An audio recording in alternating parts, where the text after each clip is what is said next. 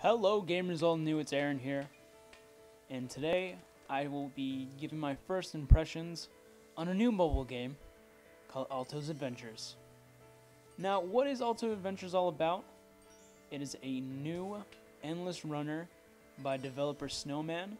They worked on such games as Super Squares, and I have to say right off the bat, just a big spoiler alert for this whole first impressions.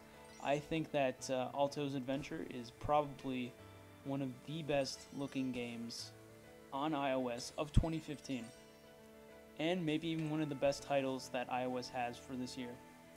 So let's dial it back and let me explain why this game is just one you need to get right now. Now, first off, let me tell you that I have played 5 hours of this game. So considering I guess the content of this game and the sort of genre it is, that's a pretty long time. That's a good first impressions sort of block where I feel comfortable enough to sort of give my first impressions. Just wanted to throw that out there. So let's start off with pros. First off, art design, which is it looks simplistic, but honestly it's full of color and just it's really charming too. Like the llamas that are running around, the forest reminds me of like old cartoons.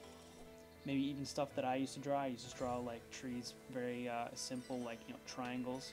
Like how we used to, because either that was our skill level or just we like the design of that. And something that definitely complements the art design would have to be the live day and night cycle that you have in the game. Not only does it affect gameplay, as when you're in night it gets harder to see rocks, and when it doesn't really change the game when it's raining. But of course that day and night cycle, day obviously it's easier to see rocks, you can easily jump them, but at night harder to see rocks. But if you actually look in the background, you will see the sun rise and then it sets and then the moon comes up, and it's truly a living, breathing day and night cycle with weather like fog, rain, all these different things. Another great thing about how this game looks is the UI is clean, sharp, text looks good. All you have is when you play, all you have is the bottom left pause button, and then if you just go above that, you have your coin and llama count, and then on your top right, you have meters and points gained, and that's it. It's very like simplistic. There's no like anything in the middle, because they don't want anything popping up in the middle, because if there was, then that would just negate what you're seeing in front of you, and that would make the game much harder. But the UI is clean. Even when you go into the starting menu of the game is literally you press start and then the main character stands up and then he jumps forward, and that's how you start the game. That's the beginning of the level, as you saw at the beginning of this video. And most importantly, the main menu is easy to navigate, so casual players won't have a trouble getting in, because it's literally just from the menu into the game. You need your upgrades, go to the left, settings to the left. Actually, switch those orders, it would be upgrades to the right, settings to the left. So now that we know how the game looks, let's talk about the actual gameplay. So the whole point of the game is for you to snowboard down the mountain to catch llamas, collect coins, and all while doing this, you need to complete goals. So these goals could go from like, let's say, jump over 2 rocks in one run. So if you can jump over 2 rocks in that single level, it crosses out that goal. And then each level you get 3 new sets of goals. So for this one, it's pick up a coin magnet and get 500 points in this single run. So you have those goals in mind, you do the level, and how you obtain these goals and points is you land tricks.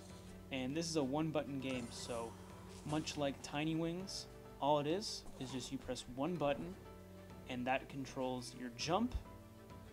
If you hold it down, you do a backflip, so hold it down, you go more and more back, and if you let go, and say if you're slightly in a front flip, you will automatically go down to a front flip.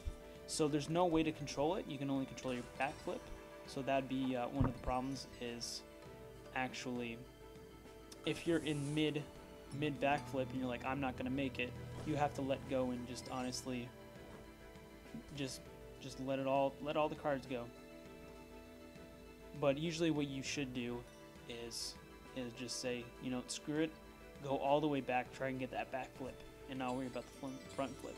So you do manually control the back flip, and you do backflips to land tricks, which equal speed boosts, and then speed boost helps you either catch enemies or get away from enemies.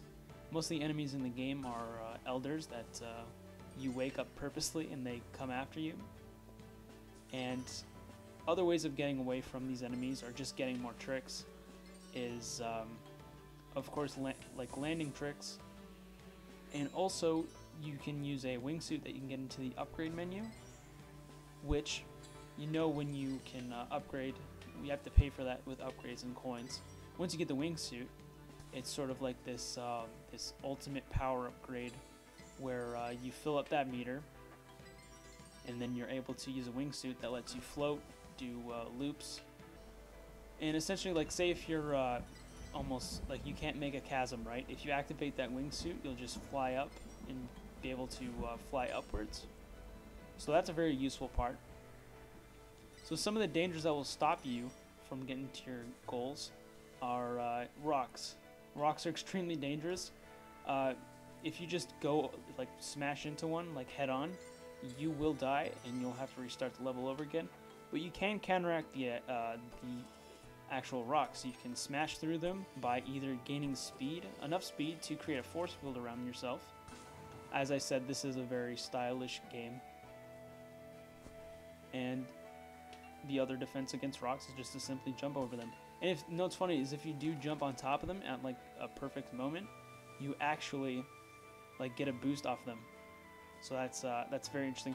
It's also good for if you want to like sort of plan tricks more advanced. Like if you get a really skilled player, he or she can perfectly time a rock jump and then just get an extra boost up.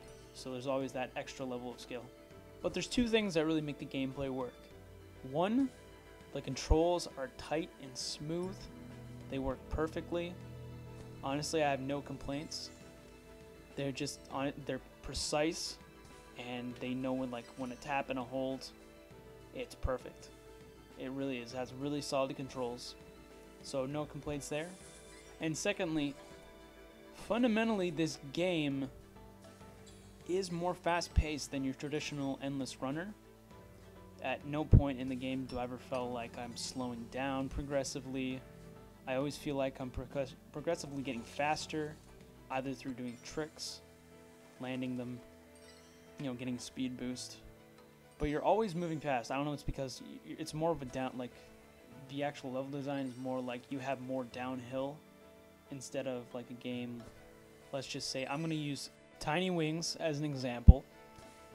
See, in Tiny Wings, you have to hold the button, and then when you get to the peak of the mountain, you release, and then you sort of gain momentum like that.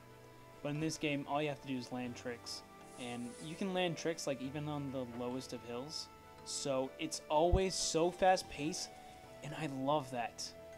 That's great. It keeps the game like, you know, interesting, keeps my attention. I love it. I lied. There's actually a secret third reason. The other reason is you get a variety in characters, and they both have different sort of abilities. So you might get someone. I believe the second character you unlock is this girl that can actually do backflips faster. Her name is Maya. And there's also some other characters that you actually see in the game, and some other human snowboarders. Even a llama joins, and you can actually play as a llama who can double jump. So he or she is very useful. And also, you know what else I love about this game? The music, so take a listen.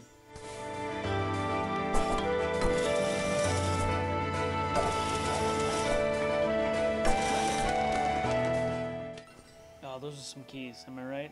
I mean, such a zen piano track. And that was composed by Brian Crawford. So, most of the important things about this game are great, as I just previously explained. Now, ladies and gentlemen, it's time for nitpicks, What did I find annoying and nitpick? Alright, so let's start off with, it's kind of, yeah, this is like the most nitpicky thing I could think of. There's no way to really skip levels. At some points, I couldn't understand a certain goal they asked me to do. Like, what was a proximity backflip? Like, I actually had to Google it, go to some guides, and figure it out. But if I was just like, you know, at a bus stop, like, I wouldn't take that much time to like look at a guide, find out what that was. It wasn't really explained well.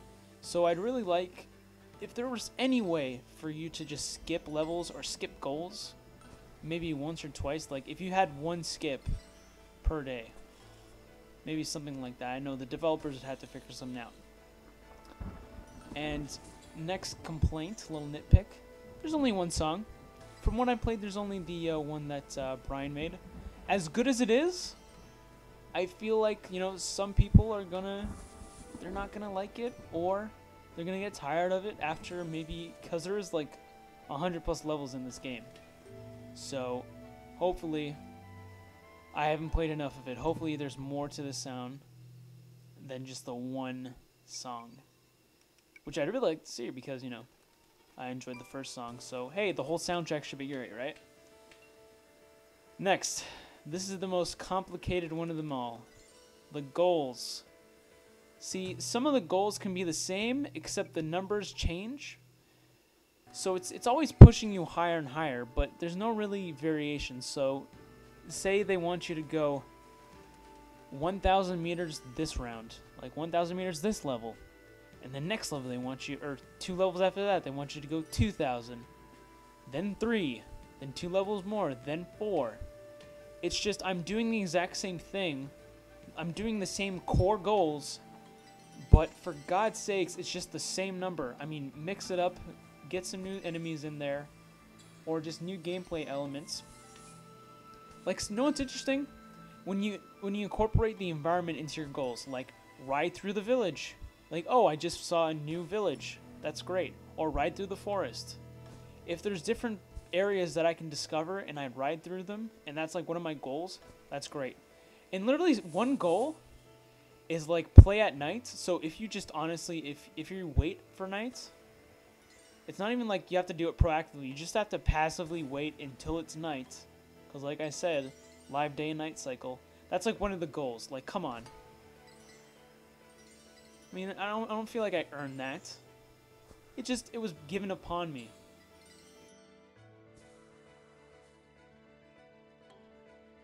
So, regardless of all of my nitpicks, it should not deter you away from buying and playing Alto's Adventure. You can get it on iOS right now. It's actually the #1 most downloaded game on the App Store.